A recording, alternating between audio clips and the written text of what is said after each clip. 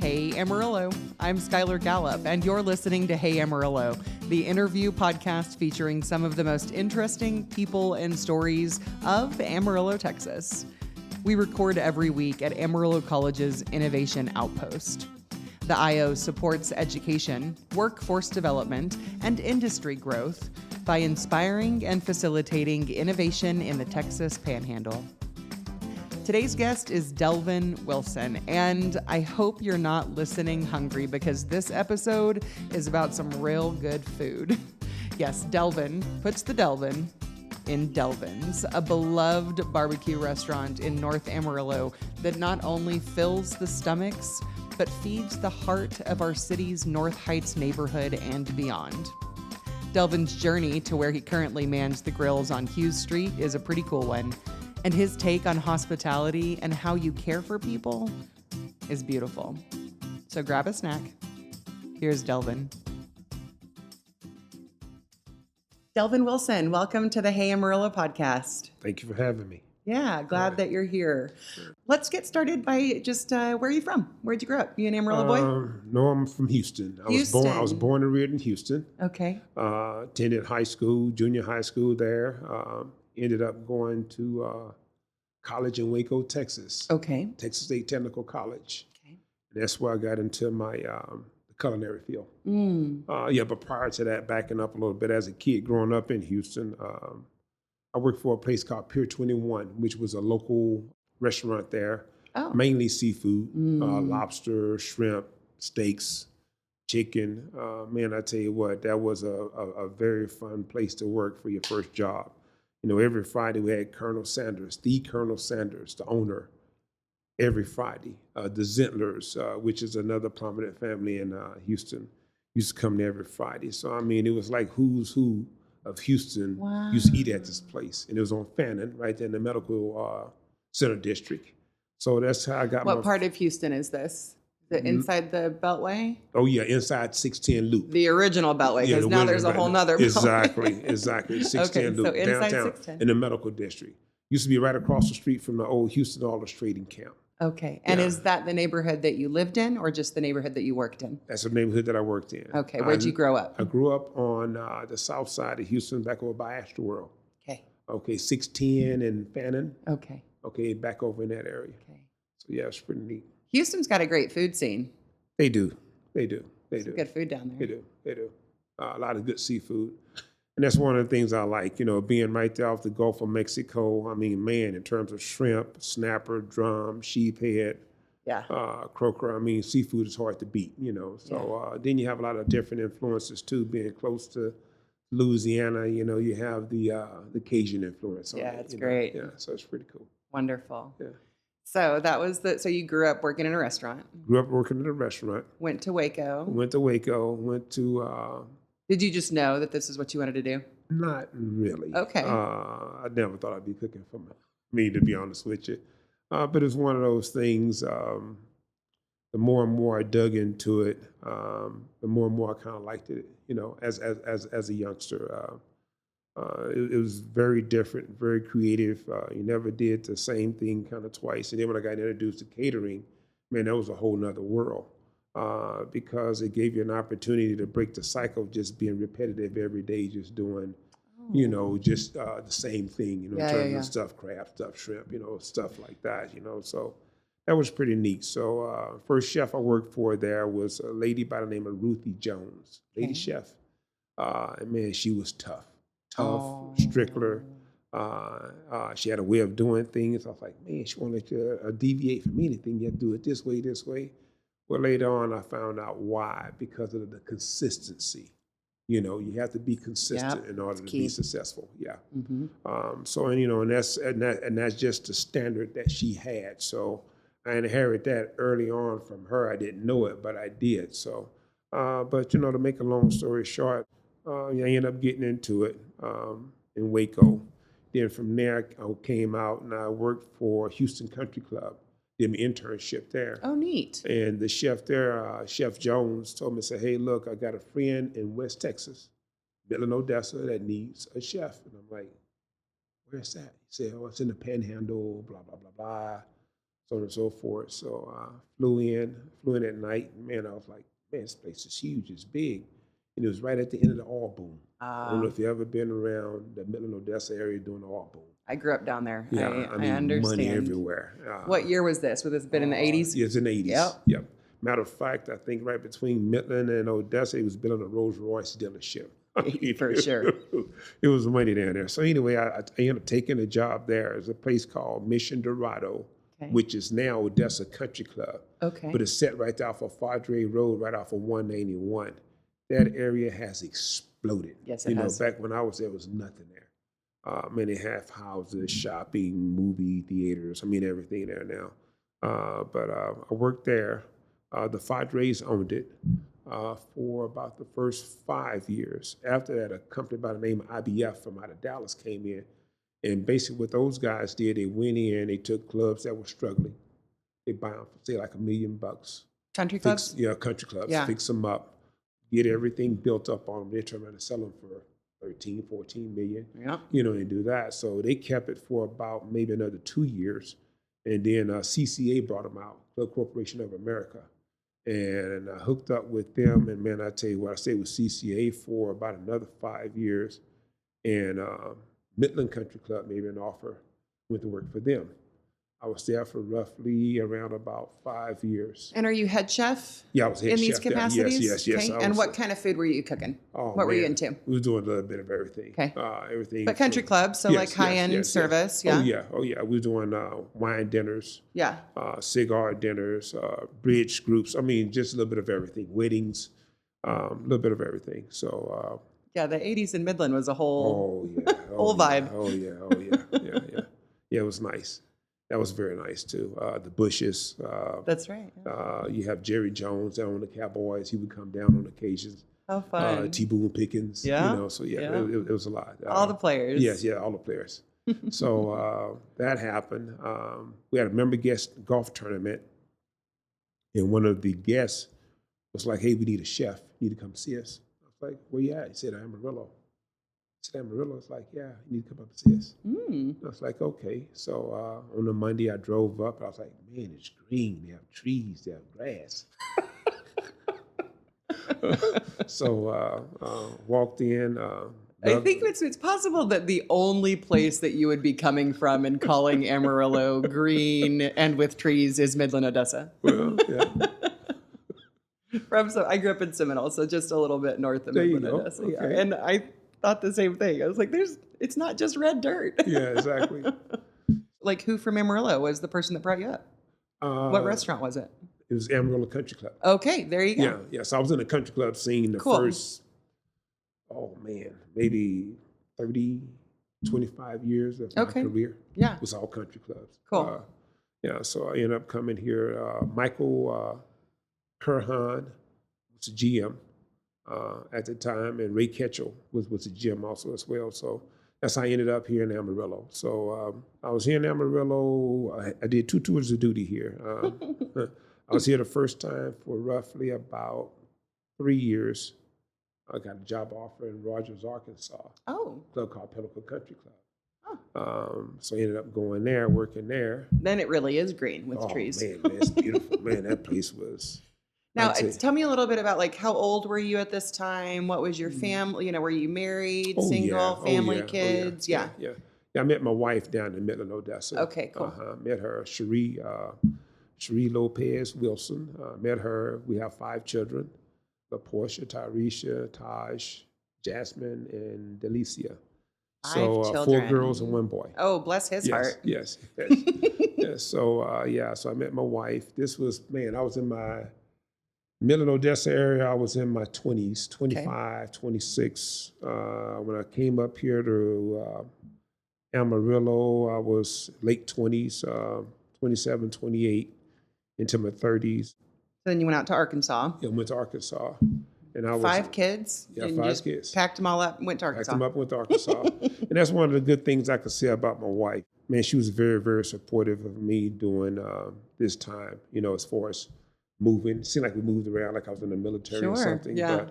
But I wouldn't be the man that I am today. I wouldn't be where I'm at today if it wasn't for her. because each one of those moves was a different experience, especially when you leave Texas and you go to Arkansas Yeah. or Oklahoma or wherever. You're in a different region, different climate, different flair of food, and I've seen a lot of chefs when they go into places, the first thing they think is, I'm gonna show them what real cooking is about. And they just scrap everything. And when you do that, you put people in the uproar. You know what I mean? And, Oh, yeah. and man, I said, man, that's not the way to do it. So my approach on things was I would just let things just run as if the last chef was still there, because most of the staff was intact. And then Right. what I would do, I would just really just kind of see what was moving, what wasn't moving. And then at the same time, I would put my specials in place. And whatever that was a big hit, I put a check mark by it. Things that didn't move as good, I would just push it over to the side. And I Yeah. would do this for probably about a month or two. And then when I did a revise to the menu, I would say, okay, country club specials, country club favorites. Okay, you have the favorites on there, then I would introduce the other stuff, and it'll be things that I already did on the special. Yeah, that way it was well received, and you didn't step on too many toes, so to speak. Well, and I think especially, I think about some of my favorite restaurants in town, when they change the menu, I'm like, well, you should have called me, and then even more so with a club. Because they're paying for this membership. They, Exactly. frequent it more, I think, even than, kind of like a regular restaurant. So I bet you there really is a lot of like territory to a menu that, people, if they're going to go and order their plate, you better be making it the way that they like it, Exactly. So, the people hate change. They really do. So, and once they have something good, it's like, who are you to come in and change it? Yeah. But you have to change, So Sure. I did that. So How long were you in Arkansas? I was in Arkansas for about 4 years. Okay. And they ended up coming back to Amarillo. To Amarillo. Well, it was a job opening in Dallas. They got a hold of me, country club. It was me and 3 guys. And then it ended up being me and 2 guys. And I said, I think I have a good chance of getting this job. So I set the kids down. They were a lot older then. I said, hey, guys, we might be moving. They said, oh, man, again. I'm like, yeah. I said, but this time I promise you, we won't move anymore. That you guys graduate from school. So you have the Dallas Cowboys, you have Six Flags, blah, blah, blah, blah. They said, we don't want that. We want to go back to Amarillo. Why did they want that? I'm Why did like- they want to come back to Amarillo? When they were here, they were back then they were like 12, 10. Okay. They made a lot of friends. Oh. And I had one that was in first chair. She was in music. I had one that was running track. They had made a lot of friends. They made a lot of connections here. Yeah. And they really liked it. So I was like, wow, Amarillo. They're like, yeah. So the Well, that's lovely. It was. And it kind of made me open my eyes. I was like, man, I've been a little bit selfish. I grew up, I went to one high school, graduated with my friends, this, that, and the other. So that made me just really sit back and say, okay, wherever I go, I'm going to have to settle down, put in some roots, and let these guys finish school. There, all of them. So the country club here, Amarillo, found out that I was on the move again. They told me, hey, look, we would like to have you back. And I was like, said, I tell you what, the reason I left is because I didn't have the support. Paying me all the money, not getting the staff under me, it really burnt me out. I said, but if you pay me a decent salary, let me get some help in there and develop them. I said, man, I'll be there until I retire. That's kind of where we're at. I came back, and sure enough, man, I tell you what, 3 years later, we were lockout on the membership to get in. The only way you can get in if somebody died, transferred, or solely membership. And I tell you what, it was rough. Finding good help is rough, and especially when country clubs, you're off on Mondays. But if you have a golf tournament on a Monday, you open on a Monday. Okay. So so things go. So it was going. It was right around the Christmas time. Park Place Towers, BCS. They were in there doing a Christmas party. And it's like, we want to talk to the chef. And so I sent the sous chef out. They said, no, we want to talk to the chef. So I went out and talked to him. They said, look, we're looking for someone. I'm like, okay. They said, come and talk to us. So I went down and talked to him. I just told him, I said, look, I'm a chef. You guys do things out of a box, a can, a package, or a mix. I wouldn't last with you. Yeah. I said, I love to cook. I cook from scratch. Mm. The guy was like, well, that's the direction we kind of, we want to go in. I'm like, okay. So make a long story short, I ended up taking a job there. And that was Park Place. I was there for 10 and a half years Wow. before I started my own business. And where is that? I don't know. I'm on 1300 North Hughes here in Amarillo. No. I mean Park Place. Park Place. Oh, Park I Place know where just- Delvin's is. Listen. Yeah, Park Place just right over here, right on the other side of Baptist Community Okay. the church right Okay. over here. Tell you what, the best job I ever had. Oh. Yeah, it was. Bringing the country club experience to healthcare was something kind of different. But on the other hand, too, most of the membership was living there. So it's almost like a homecoming for me. So when I first got in there, man, I mean, we were doing things. We just kind of changed things slowly, but man, we were doing fillets, lobster, salmon. The holidays, we were doing a Thanksgiving buffet. The families would come out, and we would do 500-600 people just on Thanksgiving with the residents that lived there plus their families. So it was a very, very, very fun place to work, and it just kind of brought things full circle for me, in terms of life, because I'm like, one of these days, I'm gonna end up here in this situation. So, to see someone that reared their children up, maybe they had their wedding at their parents' house, took their first steps there, and then to sell it and to move into a facility, you have to give them whatever they want, so to speak. And that's kind of what I got out of it. A lot of them just making a person happy was them having a fried egg or hard-boiled egg. It wasn't that hard. So that was pretty neat. One day I was driving home, and I seen this building for sale. And I stopped and inquired about it, and I was like, man, this is doable. I can do this. And I had the realtor come out, sat down, talked about it, ended up buying the building, kept my job, and started doing all of the work on the front end of it, the seating area. But once we turned the corner to do the kitchen and do the grease traps, the drainage, the gas lines, the water lines, all that kind of stuff, kind of gave him a notice, and then I was more hands-on on that, as far as to see it out. So a lot of that stuff I kind of subcontracted out. So it was a process as well to kind of see that happen, so to go through it. So that was pretty neat. It was pretty nice. And this is you're building and opening Delvin's. Yes. Yes, which is a local favorite restaurant. Yeah.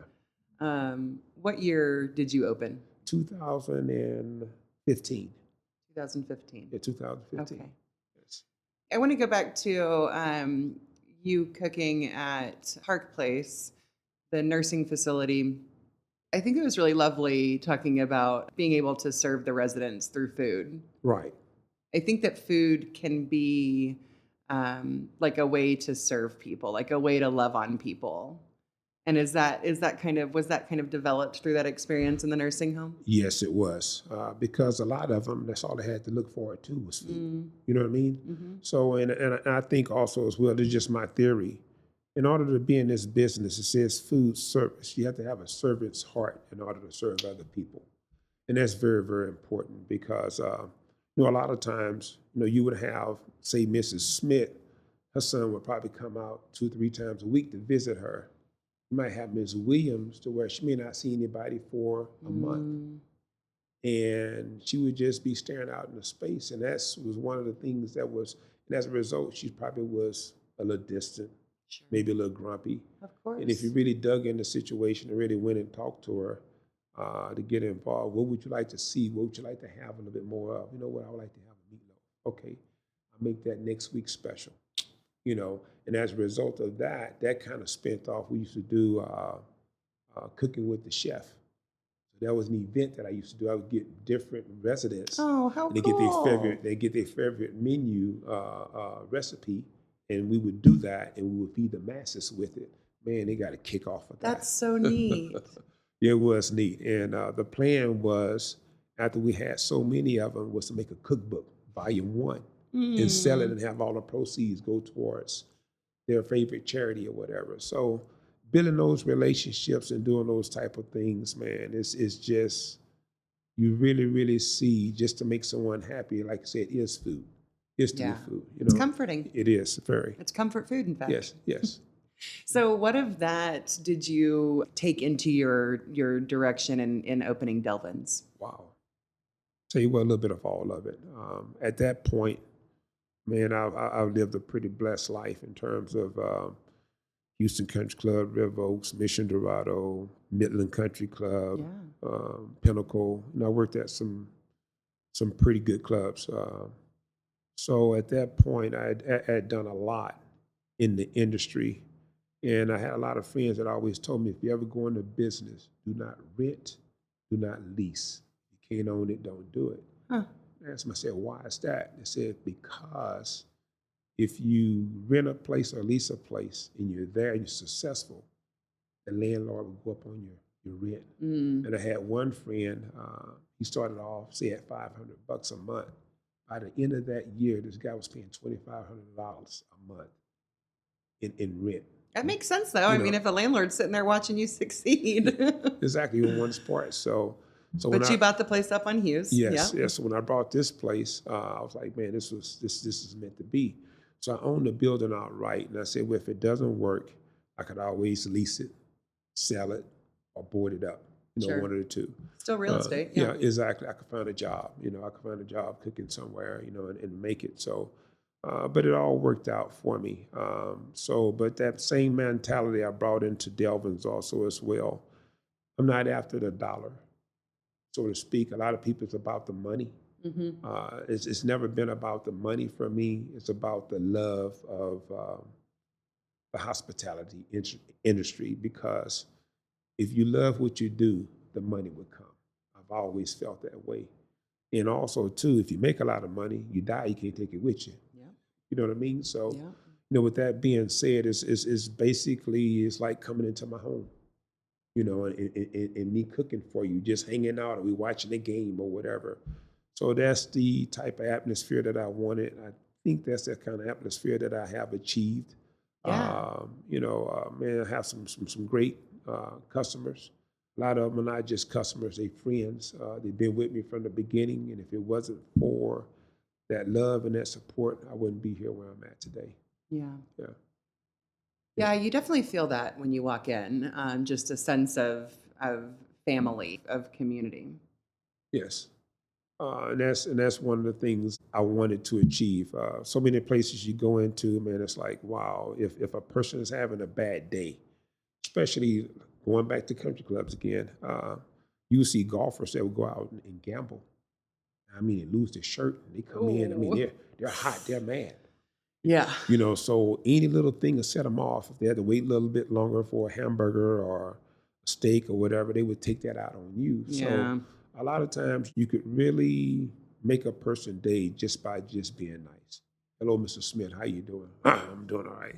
Anything I can get you? Well, whatever. But if you keep going, if you just continue to be nice, eventually you'll break through. It's like, you know what, I'm sorry, man. I took that out on you. I just had a rough day, I'm like, okay, I understand, but I can get you this, So I've always found out that going that extra mile is the best solution. I tell you a story. It was a chef once. This guy, he picked up some friends from the airport. They had a tea time. He brought them back to the club, and he's like, hey, could you make us a couple of BLT sandwiches or something like that? The guy was like, well, we don't do breakfast during the week. The member said, well, I know that. He said, well, I just wanted to get my friends something to eat. I said, well, we don't do breakfast. So you have bacon? He said, yeah. For burgers, right? He said, yeah, but we don't do breakfast. I said, okay. So he went on about his business. 2, 3, 4 months later, they had a changing of the board. This guy was on the board. One of his first business of duty was fired the chef. Yeah. I was like, wow. So, so when I got to that, guy, hey, can I have this? I'm like, you know what? I can get it for you, but it's going to be 15 minutes. I'm like, it's okay. I got a tea time. Got to go. Yeah. So they would tee off on number 1, which going away from the club. Okay. They go to number 2, which was like a part 3 or something. Then they would come back up on number 3, which was coming back towards the club. But when he was coming back, I had his bag for what he wanted. And you're like, Nice. Delvin, you had to do that. I'm like, I know I didn't, but I figured you wanted it, so I will make it. So it's just little things like that that goes a long ways. Absolutely. Yeah. I love that story. And that is hospitality, Yes. is what you're describing. Yes. Which is at the basis of the restaurant industry is service and hospitality. And you'd be surprised how everything now is just quick, fast, go, and it's all about the money. It's all about the dollar. Even to the point to where a lot of places they're serving quantity, but they don't have the quality. For sure. But they're charging you as if they give you the quality. So it's just a divide. It's just like the pangasius or either the catfish that comes from Asia. There's nothing wrong with it. Me personally, I don't like it. The texture, you cook it off, you let it sit for a while, it turns rubbery. I get my catfish from Delta Pride. It's the name of the company from out of Mississippi. It's a United States product. Nice. It costs you $6-7 a pound, opposed to the pangasius costing you $1.50, $1.75 a pound. But a lot of people sell it as catfish. It's not catfish. It is catfish under the Asian word of catfish, but American catfish is not catfish. So I mean, it's just really it's all on what you want, how you're gonna do it, and just to stay consistent. Yeah. That is the key right there, the consistency. Yeah, for sure. And that's one of the things that I try to do. Try to be consistent. If I'm gonna be consistent bad, I'll be consistent bad. This episode is sponsored by the Amarillo Art Institute at Arts in the Sunset. If you haven't been, this place is an amazing center for Amarillo's vibrant art scene. They have monthly events, including the First Friday Art Walk, which showcases the artists they have in residence, and they are some incredibly talented people with all sorts of wares and mediums. They also offer classes for children and adults in things like glass blowing, weaving, and pottery. It's super cool. Check them out on Facebook. That's Arts in the Sunset. What's your favorite thing to cook? Oh man, my favorite thing to cook, anything, everything. You like lamb. cooking? I just love to cook. You like lamb? Oh, I love lamb. Love lamb. Yeah, I love lamb. I do. I love do lamb. too. Yeah, I love lamb. You can't go wrong with lamb. Whether it's the lamb chops, whether it's the lamb loin, I mean, you just can't go wrong with lamb.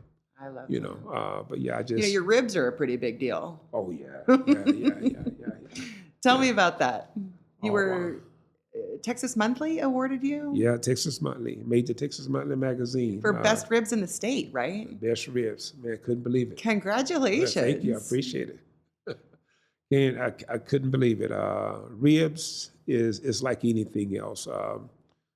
You have different grades of meats. Are we talking about pork or beef ribs? Pork ribs. Pork ribs, okay. Pork ribs, Now, you have what they call a small, you have a medium, and you have a large. Your small is going to be the rib that's, it comes and it tapers off real bad. Your medium is kind of stay pretty much the same side. These are spare ribs, like the St. Louis cut, or the baby back kind of cut, but the spare rib. Okay. Man, these mediums, they're nice. They're nice grade. They're nice thick rib, but you're going to pay a premium for them because you're getting a select product. You know what I'm saying, for that. So that's one of the things that I do. That's one of the things I never shied away from, even during COVID. I kept everything consistent. I kept everything the same. But man, I go through, 7, 8, 9 cases of ribs a week. I bet you do. Yeah. I mean, I can't keep ribs. But are you still like manning the grill at Delvin's? Yeah. Oh yeah. Nice. Oh yeah. Yeah, I do. How many people do you have on staff? Right now, around about 7. That's all. 8. That's it. Wow. Y'all crank out a lot of food out of that kitchen. We do. It's been a blessing and it's been a curse. I've been doing this for over 45 years, believe it or not. But like I said earlier, I've done just about everything that I want to do in this business, and I'm to the point in my life to where I think if I wasn't doing this, I would be in food, some kind of capacity, some way. But I kind of want to get from out of the front of the scenes to really kind of behind the scenes now, but I'm talking about really behind and let my kids take it over. Oh, really? That's where I'm at. Yeah. So, and then whatever Are they cooks? they do. Nice. Some of them do. Now, my girls, they say, well, Daddy, I want to learn how to smoke, but I thought I did because I don't want that smell in my hair. It's part of it. It is a strong smell. I get that. Your son, is he a chef? My son is a chef. He was working with me. He's doing something different now. One of the negative things of this business, especially being a small business owner, Yeah. when I was working for corporate America, they provided you with good benefits, insurance, That's right. things of that nature. And that's one of the things that lure you, especially when you're a family man Yep. and you have kids, you have to provide insurance for them. Well, when you go independent, you go for yourself, you kind of have to give some things away. And that's kind of one of the things that I wish that I could do is provide insurance for my employees, but I'm not there yet. And he's a young man coming up. He has 2 children, so he needs to provide insurance for his family. So he had to get him another job, and I understand that. But on occasions, he comes in and he helps me out. Nice. So that's good. So I want to talk, Delvin, about the service that your restaurant provides your neighborhood and your community. we do a little bit of everything from dinners for families for after funeral services to community things as far as the Juneteenth. Every year we do things for the massive in terms of either hot dogs, hamburgers, that route. We also do things for PD. We do things for River Road High School, Tascosa High School, the Booster Clubs, in terms of sponsorships, the golf team, basketball team, the football team. So it just doesn't stop at one sport. We do a little bit of everything. I also do a mentorship also as well. Before they opened Amtech up, school students had a Pele program where I would get kids from out of the cooking part of the school, and they would come work for me for a grade. Cool. So a lot of them would figure out, I would just tell them, look, this is the way the industry is. This is what you're going to have to deal with, so on and so forth. And if you really want to pursue this, these are going to be the hours you're going to have to work. Yeah. So a lot of them got that firsthand. And as a result of that, I got about probably 4 kids now that are sous chefs or either pastry chefs or chefs now doing their own thing, and they got their start right from me. That's right here from the Panhandle. How perfect. And I really love that because it gave them that outlet and that opportunity to really see the industry at its best versus, thinking it was going to be a piece of cake and you're just going to get all the money and have all the time off. You really don't. So that really, really helped. And that is like the ideal grow your own story. Yeah. Oh yeah, you better believe it. Yeah, I wish I'd have had something like that when I was coming up. Right. To really get into. So Amtech, man, they do a great thing out there. Cool. They really do in terms of the big catering events, the kids, the cooking, the things of that nature too. So, and that's just very, very, very important to have. Yeah. It really is. North Heights is a traditionally underserved community in Amarillo.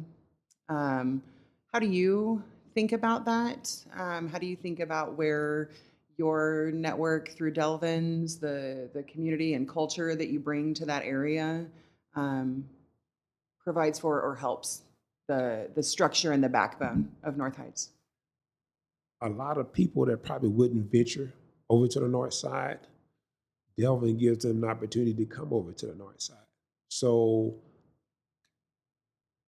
the stigma that they probably had about venturing out over there, maybe the experience with me would change that. But it also, too, is a gathering place, when it comes around to election time, getting the information out to the community.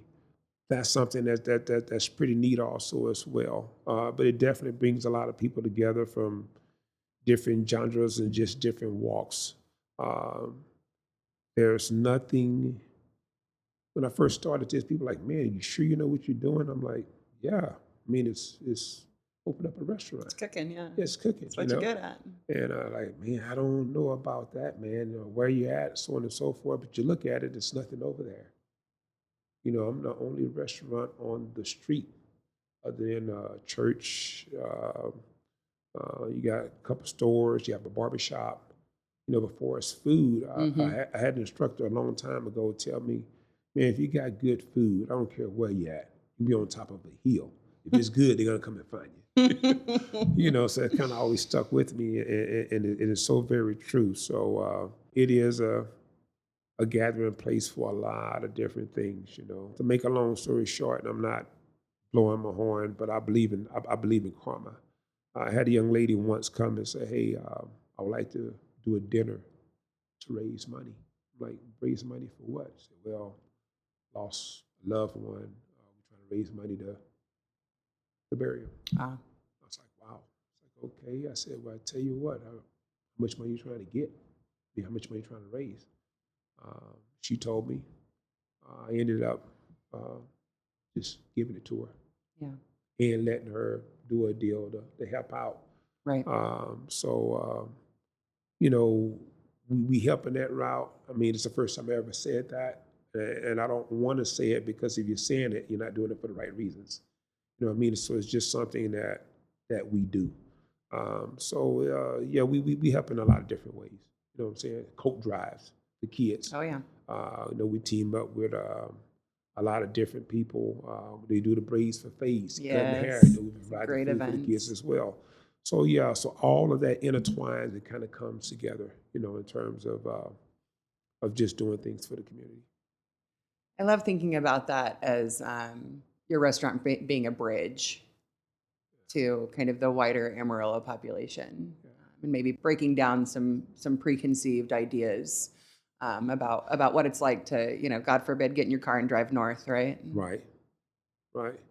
Yeah, it's not that it's not that bad. I think one of the things that really, from times, kind of amazes me is, I guess it's like, we're going over into the neighborhood, so therefore we're going to get something cheap. I'm not going to say that I'm that expensive. A lot of people tell me that I am, but a lot of people also tell me that I'm too cheap. And the reason why they say that is because of the quality that you're putting out. I said, well, thank you on that. So there again, it goes, like I said, everything that I buy, I try to buy the best cuts of, whether it be brisket, whether it be pork, whether it be chicken, whether it be fish. Yeah, your catfish. That's my background. I am a chef, not a cook. So I believe in quality. If you put quality out, you get quality back. So you might come over on the north side. You might pay the same prices on the north side with me that you would pay on the south side somewhere else. But you know what? I'm just as good, sometimes maybe better than what you would get on the south side. But I mean, Texas Monthly says best ribs in the state, so there's not, it's not knocking that. It's you guys put out some amazing food. Yeah. Also, Delvin, you've talked about being a gathering place, and I think that is like naturally, that is cooking. I mean, it's you think about a dining room table, you know what I mean? Exactly. And I think that's what your restaurant feels like, is like it's gathering. Yes, feed the soul. Absolutely. Feed the soul. Yes, ma'am. What do you see in Delvin's future? Delvin's the restaurant first, and then I'll ask you. Wow. God willing, you continue to bless me. I would like to be there another 10, 15 years. Yeah. In the end, I would love to see my kids, my grandkids, take what I've started and continue it. That's what I would like to see. Yeah. Whether it happens or not, who knows? We'll see. Yeah. And for you? For me, I'm a simple guy. Doesn't take too much to make me happy. My thing is, I would love to travel and see different parts of the world and eat some good food. That's my thing. I'm the kind of guy, I base my travel off of restaurants, what time they open, what time they close. And I don't look for the chain restaurant. I look for the hole in the wall. Of course. The mom and pa's. You know what I'm saying? That's the best. That's what I would love to do. I would love to travel and eat some good food and put a pole in the water and catch some fish. That's about it. Amen. That's about it. If you're starting or growing a small business and need some cash, let me tell you about Amarillo Venture Capital. They are a Hey Amarillo sponsor. They're locally owned, and what makes them different is they don't just invest in businesses. They invest in people. Whether you need $5,000 or $50,000, they offer flexible, asset-based loans, often with funding in a week or less. And it's not just the money. They can connect you with their local network of legal, accounting, and business resources to help you succeed. Check them out at amarilloventurecapital.com. Okay, I'm back with Delvin Wilson. Delvin, this is the part of the show I call 8 Straight. I've got 8 pretty basic questions for you. You can answer them however you want. Okay. All right. When you think of Amarillo 10 years from now, what do you hope for? I hope for less construction on the roads and a little bit more development on the north side. Mm-hmm. It struck me when you were talking a minute ago about you're the only restaurant on the road. It's part of the problem, right? Yes. Yes. Yeah. Yeah. Those small business owners need more incentive Exactly. to open up on the north side. Right. For sure. Other than wind, what does this area have too much of?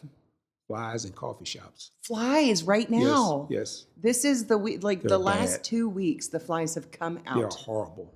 Yep. And where they're coming from, I don't know. But man, I tell you what, it's bad. I get it. You said flies in coffee shops. Okay. Yeah. Are you not a coffee drinker? I am. I You love just coffee. too many coffee shops. A lot of them. I mean, variety is good. Choices are good. But Yeah. man, they have a lot of them. It is a lot of coffee shops Yeah. in this town. Yeah. What does this area not have enough of? Entertainment venues. I tell you what, now from the wedding side of it, from the catering side of it, Amarillo, hands down, I think beat anybody. We have some bad venues around here for weddings. I mean, beautiful. I mean, they have places that I'm like, wow, where did this come from? I never knew this existed. Yeah. I mean, not only just here, but I mean, you go down towards Canadian. I mean, anywhere you go anywhere. I mean, it's some nice venues. The entertainment-wise, we just don't have that much of it. I mean, everybody goes to Lubbock. They kind of bypass Oklahoma us. City. Exactly. Yeah. But you know, if you look at the amount of talent that comes off of I-40, man, we can catch some of that stuff. But Absolutely. Yeah. What's your favorite local building? I would say the Santa Fe and the Fritz. Yeah. Beautiful. Local restaurant. You can't say Delvin's. No, I can't. I love them all. But I'm going to have to say Thai Garden and Chicken Coop. Nice. Chicken Coop. I don't know that one. It's a food truck. Oh. And they sell fried chicken wings and fried okra. Very, very good. Nice. Where do they set up? A little bit of everywhere. Okay, You have to go cool. on their web page and catch them. They kind of move They run around, with so Facebook. probably find them Yeah. on Facebook. Nice. Chicken Coop. How do you describe Amarillo to people outside the area? Good place to raise a family and a very giving community. Yeah. Yep. I Big time. agree. What's the most underrated aspect of living here? The climate. You can't beat the climate here. And also the quality of golf courses. Yeah. Yep. Oh, man, I think we have some of the best golf courses probably in the state. You know, as far as Ross Rogers, Comanche. There again, you go to Hidden Hills and Pampa. You have some great courses here. Do you golf? Oh, yeah. Used to. Yeah. You know, but You spent some time on a country club. yeah, exactly. Haven't golfed in a while. Just been Yeah, I outside just of it. recently learned that our municipal courses They're ranked. are like the best in the Oh, yeah, you state. better They believe it. consistently Yes. rank Yes. the best Yes. in the state. Yes, they are. Yeah. They are. I mean, these guys do an awesome job. Yeah. Beautiful, beautiful, beautiful courses. Very nice. So What's your favorite course in town? I would have to say Ross Rogers. Nice. Yes. Yeah. They do. Right up the street from me. I have to say Ross. You know, they redid Wild Horse. They redid the East Side. And I tell you what, those guys did an awesome job with it. Horse reading the greens. You know, the big tournament we just had here, the championship. Oh, yeah. What did they just? I'm not a golfer, but Yeah. they just had like a big one. I can't remember. what it's Yeah. called. So, I mean, man, it's a big thing. They do, I think, a couple of days at the country club, a couple of days at La Paloma, Tascosa. Then they go to both musical courses, Ross and Arrowhead. Yeah. Comanche Trails. There it is. Thank you. Yeah. So, remember yeah, you do a either. good job. Yeah. So Nice. I would say that Yeah. Cool. When was the last time you went out to Paladora Canyon? last year. Last year. Yes, ma'am. Yeah. Beautiful out there. When I was here the first time, and I moved away, people were like, oh, yeah, man, we just came from Paladora Canyon, man, beautiful place, blah, blah, blah. And I was like, man, I was just there, I never went. So when I came back, I went there, and man, they definitely right. Beautiful. I mean, the different shades of the dirt, the layers, the streams, the water. I mean, it's really nice. The wildlife is beautiful. A lot of history there as well. Yes, there is. Yeah, it really is. Yeah, so really, really fell in love with it. I do too. Yep. All right, that concludes 8 Straight. I like to end, Delvin, by asking my guests to endorse something. So if there's something that our listeners haven't tried, don't know about, you would suggest that they spend their time doing or going to, what would that be? Endorse. I'm going to go the endorse way. This is something that I really like. Martha's Home, Fake City Mission, Another Chance House, Salvation Army, for the homeless, people with mental illness. I think the city goes above and beyond to really reach out and help that community. And then with them building a new state hospital here, I think that's gonna move mountains, because a lot of it is people look at the negative as far as the drugs, but they do the drugs to cope with the pain or the voices. Yeah. You know, so hopefully that could really get some people some help and get them to where they can turn and maybe have a better quality of life. There again, you know, a lot of these places I just called Martha's Home, Fake City Mission, Salvation Army, a lot of them do fundraisers. And man, I tell you what, the city always go above and beyond to raise money and to contribute money towards these events. So to me, that's big, because cities, you go to a lot of places, Dallas, Houston, Austin, they don't do what small Amarillo does in terms of that. And that to me means a lot. It goes a long ways. I just recently did a wedding down in Odessa, and I had a little extra food, and I asked one of the police officers that was doing the security there, I said, hey, do you have a battered women's and children's shelter or Salvation Army where I could take this food and donate? He's like, well, we don't have anything like that. I'm like, you gotta be kidding me. It's like, no. I'm like, okay. I said, all right. I said, man, I hated to throw it away. So I just got on the phone and just did some calling and found out that the Salvation Army had a shelter. It closed at a certain point for letting people in. I took the food and donated to them. Yeah. So, you know, it just makes you really open up and look, and you'd be surprised how many people have changed their lives or made a change in their lives by not having a handout, but just getting that help. I just think that's just an awesome thing to do. So it's just something that's near and dear to my heart, and something that I'll always be a part of as far as helping these type of organizations out, donating my time or whatever, you know, too. So.